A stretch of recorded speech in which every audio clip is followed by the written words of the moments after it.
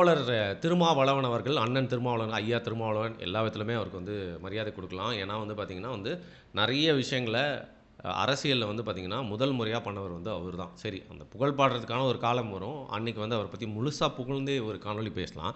இப்ப என்ன அப்டின்னா, ஒரு வாரத்துக்கு முன்னாடியே திருமாவளவன் அவர்கள பத்தி பேசணும் அப்டின்னு சொல்லிட்டு வந்து அப்படியே நல்லா தோணுச்சு. எதுக்கு அப்டின்னு சொல்லிட்டு அப்படியே கடந்து போயாச்சு. ஆனா சமீபத்தில திருமாவளவன் அவர்கள் முக்கியமா மே 4 எலக்ஷன் ரிசல்ட்‌டுக்கு அப்புறமா வந்து பார்த்தீங்கன்னா, அவருடைய பொலிட்டிக்கல் ஆக்டிவிட்டீஸ் அப்படிங்கிறது திருமாவளவன் இத தான் பண்ண போறாரு அப்படின்னு சொல்லிட்டு கணிக்கவே முடியாத ரூபத்தில இருக்கு. ஃபர்ஸ்ட் ஆஃப் ஆல் திருமாவளவன் அவர்களுக்கு பொலிட்டிக்கலி இது வந்து ரொம்ப ஒரு இக்கட்டான சூழ்நிலை உள்ள காலம். என்னய்யா சொல்ற? திமுக அவங்கள வந்து சரியாவே ட்ரீட் பண்ணல. டிவிகே வந்து அவங்களுக்கு முதல் முறையா அமைச்சர் பதவிலாம் குடுத்துருக்காங்க கூட்டணியில சேர்த்து. இதுதானே அவருக்கு இருக்கிறதிலே பொற்காலம், திருமாக்காலம் அப்படின்னு சொல்லிட்டு நீங்க சொல்லுவீங்க பார்த்தா இல்லை. திருமாவளவன் அவர்களுடைய ஸ்பீச் தாங்க அது நம்மளுக்கு வந்து உணர்த்துது. இந்த விஜய் அவர்கள் வந்து முதல்வர் ஆனதுக்கு அப்புறமத்துலேருந்து வந்து பார்த்தீங்கன்னா, திருமாவளவன் அவர்கள் சரி திமுக கூட்டணியிலேருந்து கொஞ்சம் தள்ளி வந்தாச்சு. அது மட்டும் இல்லாம விஜய் அவர்கள் கூட இன்னைக்கு வந்து கூட்டணி ஆட்சியில பங்கு எடுத்துக்கிட்டாச்சு. இந்த மாரி சூழ்நிலையில அத பத்தி அதிகமா பேசாம கடந்து போவாருன்னு பார்த்தா, மீண்டும் மீண்டும் எப்படி ஸ்டாலின் அவர்கள் வந்து உதயநிதி ஸ்டாலின் அவர்களும் வந்து மேரேஜுக்கு ஃபங்ஷனுக்கு போனாலே போதும் சின்ராச கையில பிடிக்க முடியாதுன்னு சொல்லிட்டு வந்து ரயில் சாட்சி அப்படின்னு சொல்லிட்டு வந்து பேச ஆரம்பிச்சுருவாங்களா, அதேமாரி எந்த ஃபங்ஷனுக்கு போனாலும் இல்ல அவங்களோட கட்சி சம்மந்தப்பட்டதில்ல திமுக இதனால தோத்துருச்சு அப்படின்னு சொல்லி புலம்புறது. அது மட்டும் இல்லாம விஜய் அவருடைய ஆட்சி குறித்து வந்து டிவி நிகழ்ச்சிகள்லாம் குறித்து வந்து போய் பேசுறது. முக்கியமா திருமாவளவன் மேல மக்கள் வைக்கக்கூடிய ஒரு குற்றச்சாட்டா கமெண்ட்ஸ்ல நம்ம நெறையா பார்க்கறது. நெறைய அரசியல் பேசுறவங்கலாம் சொல்றது என்னன்னு பார்த்தீங்கன்னா, திருமாவளவன் அவர்கள் வன்னியர் அரசு அமைச்சரானதுலருந்து பார்த்தீங்கன்னா, ஒரு இன்செக்யூர்டான ஃபீலிங்ல இருக்காரு. அது மட்டும் இல்லாம அவருக்கு ஒரு ஹோல்டு இல்ல இதுல அப்படின்னு நெனைக்கிறாரு. விஜய் அவர்கள் இவங்க கூட்டணி ஆட்சியில கூப்பிட்டது மட்டும் இல்லாம, தன்னுடைய தலித்திய அரசியல வந்து பார்த்தீங்கன்னா, முழுசா அப்சார்ப் பண்ணிக்கிட்டாரு.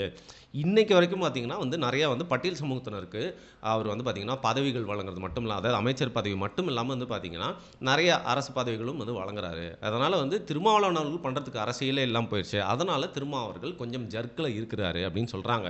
நிஜமாவே இன்செக்யூர்டா இருக்கிறாரா? அப்படிலாம் நம்மளுக்கு வந்து தெரியல. இன்னொரு பக்கம் வந்து பார்த்தீங்கன்னா, திமுக கூட ஏற்பட்ட ஒரு சங்கடமான ஒரு பிரிவு. அதாவது அவங்களே போன்னு சொல்லி அனுப்பி வச்சாலும், இங்க அமைச்சர் பதவி குடுத்துட்டாங்களே!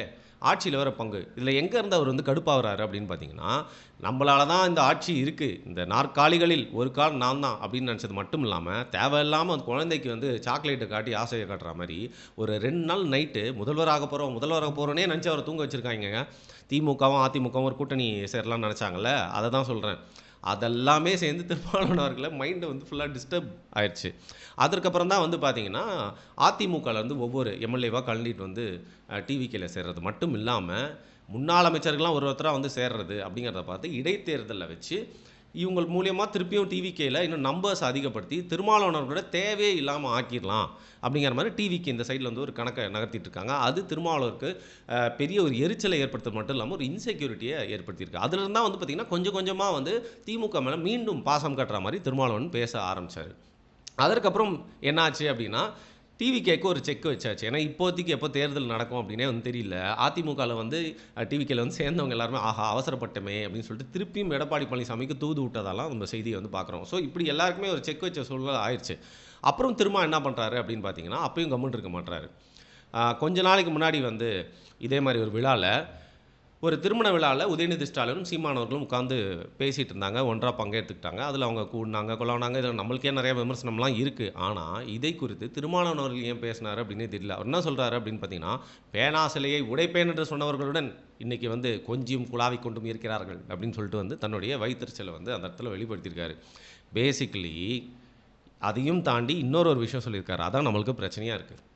தமிழ் தேசியம்னு சொல்லிட்டு, தமிழ் தேசியம் வளர்க்கறதுக்காக சில பேர்லாம் கட்சி ஆரம்பிச்சாங்க. யாரு? சீமான் அவர்கள் தான் சொல்றாரு. ஆனா, இந்த தமிழ் தேசியத்த நீங்க பார்ப்பனர்களுக்கு எதிரா தானே கட்டமைச்சிருக்கணும். இந்த தமிழ் தேசியத்த நீங்க ஆரியர்களுக்கு எதிரா தானே கட்டமைச்சிருக்கணும்.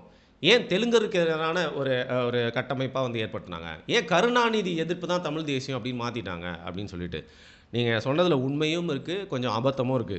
கண்டிப்பா பார்ப்பனர்களுக்கு இல்ல, பார்ப்பனியத்துக்கு எதிரா தமிழ் தேசியம் நிக்கும். ஏன்னா, ஆஸ் அ கான்செப்ட் இன்னைக்கு வரைக்கும் வந்து பார்த்தீங்கன்னா, தமிழ் தேசியம் பேசினாலே வந்து நெறைய பேருக்கு அலர்ஜி ஏற்படுதுன்னா, பார்ப்பனியத்தை யார் நம்பிட்டு இருக்காங்களோ, அந்த மாரி பார்ப்பனர்களுக்கு தான். அது ஒண்ணு. இன்னொன்னு தமிழ் தேசியம் அப்படிங்கிற வார்த்தையே ஆரியர்களுக்கு எதிரானது தான். அதனால நீங்க பேசினாலும், இல்ல யார் பேசினாலும் சரி, என்னைக்குமே அந்த கொள்கை அப்படிங்கிறது ஆரியத்திற்கு எதிர்த்து நிக்கும். ஏன் தமிழ் தேசியம் நாம் தமிழர் கட்சி மேல நம்மளுக்கு நிறைய விமர்சனம் இருந்தாலும், ஆரியத்தை எதிர்த்து தமிழ் தேசியம் பேசவே இல்லையா அந்த கட்சி? பார்ப்பனியத்தை குறித்து எதிர்த்து பேசவே இல்லையா? ஏதோ அண்ணன் ஒரு எடப்பாடியை பயன்படுத்திக்கிட்டாரு கடந்த எலெக்ஷனுக்கு அப்படிங்கிறனால முழுக்க முழுக்க வந்து பார்ப்பனியத்தை ஏற்று அவர் பேசவே இல்லை அப்படிங்கிற மாதிரி வந்து ஆயிருமா? பேசியிருக்காங்க. அதையும் தாண்டி தெலுங்கர்களுக்கு எதிராக இதை கொண்டு போய் நிறுத்திட்டாங்க அப்படின்னு சொல்கிறாங்க. இப்பயும் சொல்கிறேன், நம்ம வந்து இந்த இன வெறியன் அப்படிங்கிற மாதிரி நிறைய பேர் நினச்சிருந்தா அது வந்து தப்பு. சரியா? நமக்கு இனப்பற்று இருக்குது. அது மட்டும் இல்லாமல் இங்கே நம்ம இனத்தில் வந்து நம்மளை வேற யாரோ ஆண்டுட்டு இருக்காங்களே அப்படிங்கிற கோபம் கண்டிப்பாக இருக்குது. அப்படி இருக்கிறப்போ இங்கே ரொம்ப ஆதிக்கம் செலுத்தக்கூடிய சமூகமாக தமிழ்நாட்டில் தெலுங்கு பேசக்கூடியவர்கள் இருக்காங்க. அப்படிங்கிற பட்சத்தில் வந்து பார்த்திங்கன்னா திருப்பியும் அந்த இடத்த ரீகெயின் பண்ணணும் அப்படின்னு சொல்லி இப்போது கன்னடியாஸ் நிறைய பேர் இருக்காங்க, இல்லை மலையாளிஸ் நிறைய பேர் இருக்காங்கன்னா கண்டிப்பாக வந்து அதை குறித்தும் வந்து பேசியிருப்போம். பட் நம்பர்ஸாகவே வந்து பார்த்திங்கன்னா தெலுங்கர்கள் நிறைய ஆதிக்கம் செலுத்துகிறாங்க அப்படிங்கிறனால தமிழ் தேசியத்தை பேசுகிறப்போ வந்து இங்கே தெலுங்கர்கள் பதவியில் இருக்காங்க. அது மட்டும் இல்லாமல் ஏன் திமுகலேயே நிறைய தெலுங்குக்கு தானே அமைச்சு பதவி வந்து கொடுத்து வச்சுருந்தாங்க. அங்கே நம்ம தமிழர்களுக்கு வந்து தகுதியானவங்க இல்லவே இல்லையா அந்த கட்சியிலையான்னு கேட்டால் இருந்தாங்க நிறைய பேர். பட் பிரதிநிதிகளாக என்றைக்குமே வந்து பவர் சென்டர்ஸாக வந்து பார்த்திங்கன்னா வந்து தெலுங்கு பேசுகிற தாய்மொழியாக கொண்டு பின்னணி கொண்ட நிறைய பேர் தான் திமுகவில் ஜொலிச்சுட்டு இருந்தாங்க. இப்படி இருக்கிற சூழ்நிலை மட்டும் இல்லாமல் அது திரைத்துறையாக இருக்கட்டும், எந்த துறையாக வேணா இருக்கட்டும்ங்க, தமிழ்நாட்டில் நீங்கள் எடுத்துக்கிட்டீங்க அப்படின்னா வந்து ஒரு தமிழ் ஆள் வந்து பணக்காரராக இருப்பாருன்னு கேட்டிங்கன்னா ரொம்ப சொற்ப லெவலில் தான் வந்து இருப்பாங்க. மற்றபடி வந்து மாற்று மொழி பேசக்கூடியவர்கள் இங்கே வந்து செட்டில் ஆயிருக்காங்கன்னா அவங்கெல்லாம் ரொம்ப பவர்ஃபுல்லாக கம்பேரிட்டிவ்லி ரொம்ப அதிகமாக இருக்காங்க. இதையெல்லாம் பேசுறது அப்படிங்கிறது இதுவும் தமிழ் தேசியம் தானே. ஏன் தெலுங்கர்களை எதிர்த்து பேசிட்டாங்க அப்படின்னு சொல்லிட்டு உங்களுக்கு வந்து பிரச்சனை? அதுக்கு வடக்கு நோக்கி தான் இருக்கணும் எதிர்ப்புனா, தமிழ்நாட்டிலேருந்து மேலே பார்த்தா வடக்கில் ஆந்திராவும் இருக்குங்க, அதை பற்றியும் பேசி தான் ஆகணும். இதை குறித்து ஏன் உங்களுக்கு வந்து இவ்வளோ கோபம் வருது அப்படின்னு சொல்லிட்டு தெரியல. உங்களுக்கு ஏன் இவ்வளோ எரிச்சல் வருது அப்படின்னு தெரியல. அதையும் தாண்டி தமிழ் தேசியத்துக்கு எதிராக கருணாநிதி அவர்கள் ஒரு பெரிய வேலையை பண்ணியிருக்காரு. எப்படி காங்கிரஸ் நம்ம எதிர்க்கணுமோ கருணாநிதி அவர்களை நம்ம எதிர்க்கிறதுக்கான முக்கியமான காரணங்கள் ஒன்றா அதுதான் இருக்குது. கருணாநிதி எதிர்ப்பாக அது போனது ஏன்? திமுக ஆட்சியில் வந்து பார்த்திங்கன்னா கருணாநிதி எதிர்ப்பு தானே பேசி ஆகணும், அவங்களோட தலைவர் குறித்து தான் வந்து பேசி ஆகணும். அதனால் தமிழ் தேசியம் வந்து நிறைய கருணாநிதி எதிர்ப்பை வந்து கையில் எடுத்தது. சரியா? இப்போது பார்ப்பனியத்தை நம்புறவங்க வந்து கருணாநிதிக்கு எதிரான அரசியல், இல்லை திமுகக்கு எதிரான அரசியல்னா அவங்க வேற ஒரு ரீசனுக்காக வந்து வச்சுருப்பாங்க. பட் தமிழ் தேசியம் பேசக்கூடியவங்களோட ரீசனே வந்து வேறு மாதிரி இருக்கும். அது மட்டும் இல்லாமல் இந்த கொஞ்சி குலாவனான்னு சொல்கிறாங்கல்ல, அதை குறித்து ஒருத்தருக்கு பேசுறதுக்கு நிஜமாகவே எந்த ஒரு ஸ்டேட்டஸுமே இல்லை அப்படின்னா அது ஐயா திருமாவளவன் அவர்களுக்கு தான். ஒரு இடத்துல போகிறோம் கொஞ்சி குலாவரம் அப்படின்னா வந்து பார்த்திங்கன்னா முக்கியமாக அது எதில் தெரியும்னா நம்ம முகத்தில் இருக்கக்கூடிய எக்ஸ்பிரஷன்லையும் பாடி லாங்குவேஜ்லையும் தெரியும். உங்களுக்கு எண்ணற்ற விஷயங்கள் அது மாதிரி சொல்லலாம். யார் கூடலாம் நீங்கள் போய் உட்காந்துருக்கவே கூடாது, அவங்க கூட உட்காந்துருந்தீங்க அப்படின்னு சொல்லிட்டு. அமித்ஷா உங்களுக்கு பர்த்டே விஷயம் சொன்னதை பெருமையாக சொல்கிறேன். நீங்கள் அமித்ஷா அவருக்கு முன்னாடி போகும்போது சும்மா காலாப்படத்தில் வச்சு மாரி கால் மோல்லே கால் போட்டு உட்காருவேன் அந்த லெவலுக்கு இல்லைனா கூட பரவாயில்லைங்க, சும்மா கெத்தாக உட்காரணும்ல. நீங்கள் அமித்ஷா முன்னாடி மட்டும் இல்லை, வரலாற்றில் என்றைக்குமே மன்னிக்கவே முடியாத தமிழின அழிப்பை நின்று செஞ்ச ராஜபக்சேவை நீங்கள் போய் பார்க்குறப்போ உங்களோட உடல் மொழி, உங்களுடைய சிரிப்பு, அது மட்டும் இல்லாமல் நீங்கள் என்ன பேசுனீங்க, ராஜபக்சே என்ன பேசினாரு நீங்கள் சொல்கிற விஷயம் வந்து பார்த்திங்கன்னா பொய், உண்மையே இல்லை அப்படின்னு நம்மளுக்கு தெரியும்.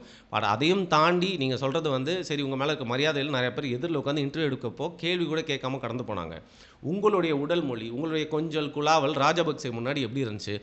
இது மாதிரி எண்ணற்ற உதாரணங்கள் சொல்லிகிட்டே போகலாம். இன்றைக்கி என்ன விஜய் திருப்பியும் வந்து பார்த்திங்கன்னா வந்து அதிமுகலேருந்து ஆள் சேர்க்குறாரு. நம்மளுக்கு வந்து ஏதோ ஒரு சேரு கொடுத்தாங்க, உட்கார்றதுக்கு சேர் தானங்க முக்கியம், அது என்ன சேராக இருந்தால் என்ன, அந்த சேரும் சீமான் அவர்களுக்கு போயிடுச்சு அப்படின்னு சொல்லிட்டு உங்களுக்கு ஒரு வயிற்றுச்சல் நேரத்தில் வருது. திருப்பியும் திமுக போய் ஒட்ட முடியாத போயிடுச்சு. ஏன்னா திமுக சீமான் அவர்களை வந்து பார்த்திங்கன்னா கொஞ்சம் பேக் பண்ணிகிட்டு இருக்காங்க.